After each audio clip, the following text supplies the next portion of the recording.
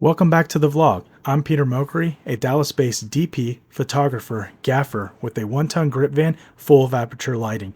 The dreaded interview in a small space. This is a 12 by 12 foot room.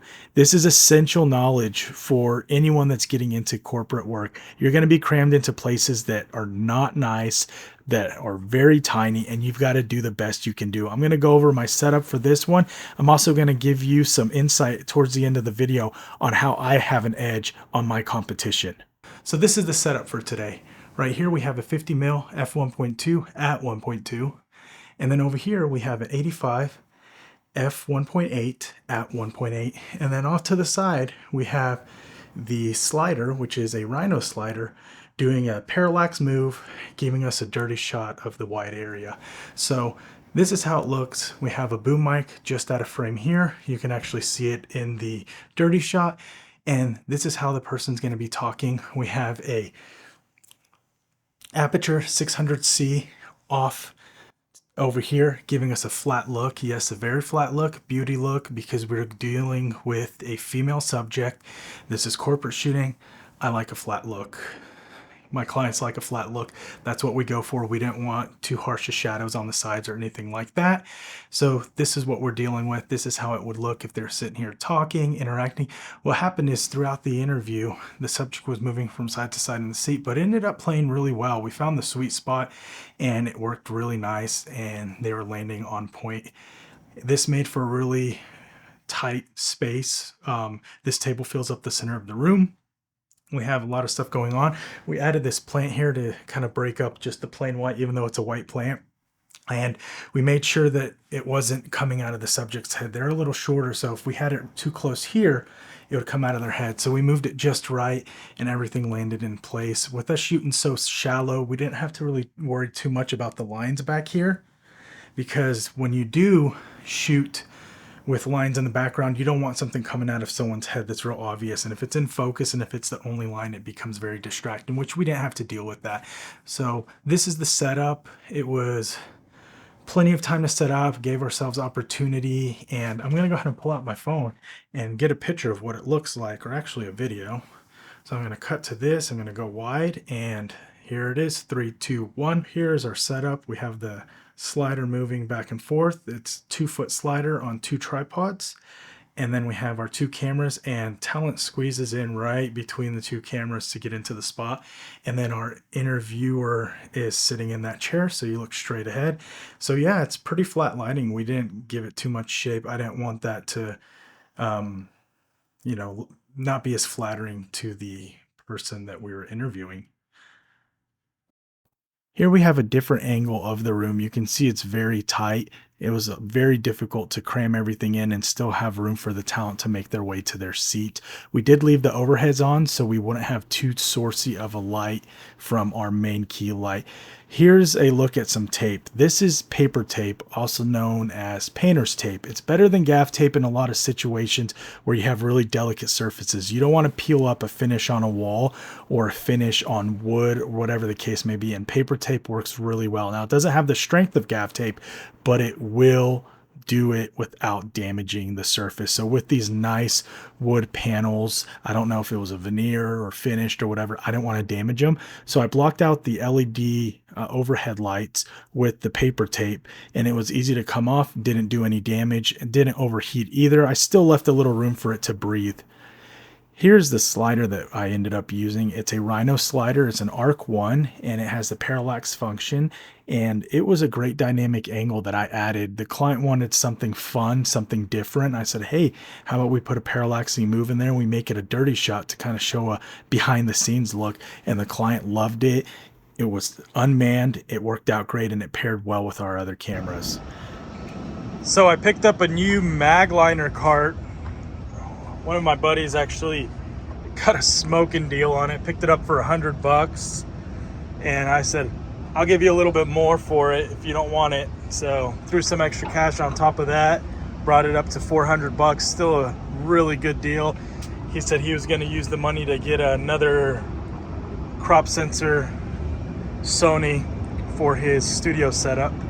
So that's what we're working with today, is this mag liner with shelving and just a regular mag liner without shelving. We are doing 2 cameras today, so we need a little bit more gear. This is cart 1 of 2 today. It's what I would consider camera cart with a few other things added to it. And the reason I am doing 2 carts is we have 2 cameras today, possibly 3. So here's the setup. We've got Pelican, which has lenses, some audio accessories and things like that. We have shot bags up here, 4 of them. They're 20 pounds each. Look how small they are. So that's 80 pounds of weight right there, just tucked away nicely. We have our 2 shape bags with our cables on each side all piled up like in the last video. And then we have a slider. Some of the components are here, the other components are tucked away.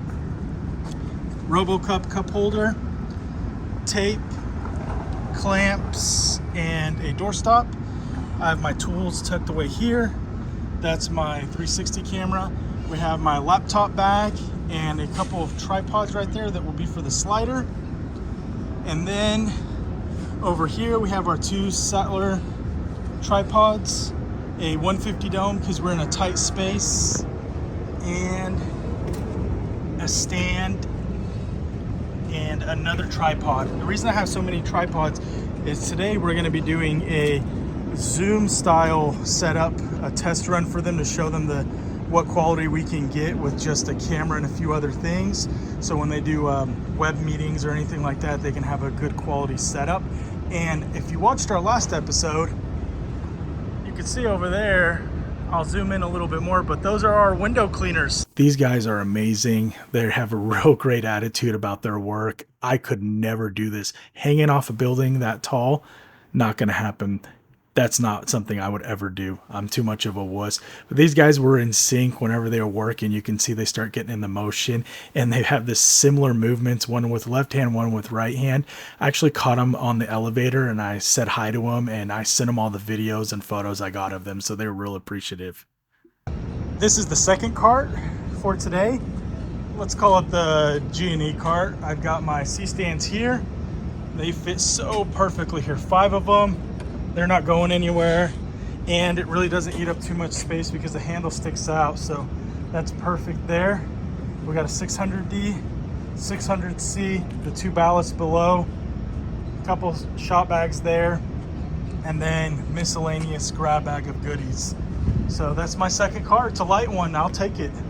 So I just got a text from a prospective client. They were referred out from a DP that's local here to DFW, and the DP said, I've worked with Peter. He has a 1-ton grip van. He has lighting. He could come on to do G&E. G&E stands for grip and electric. We in Dallas a lot of times combine the role of gaffer and grip together on smaller jobs. So you're kind of doing both jobs. You get on bigger sets, gaffer handles the lights, grip handles the stands, the modifiers, things in front of the lights. There's dolly grips, there's different types of rigging grips, but kind of on smaller shoots, let's say a corporate shoot or something, you're going to be setting up the lights and dealing with setting up the stands as well. So we kind of fall in the line of G&E, but clients will either call you a grip, a gaffer. It's kind of interchangeable in this market, but that's really cool. I was just saying, hey, I'm going to be getting the van ready. I may pick up some other work, and then all of a sudden I get a text message that says, hey, are you available? I have to respond quickly. I have to be alert. I have to be on top of it, because if I ignored them all day and waited till the end of the day, then I'm in trouble because they already found someone else and I missed out on that opportunity.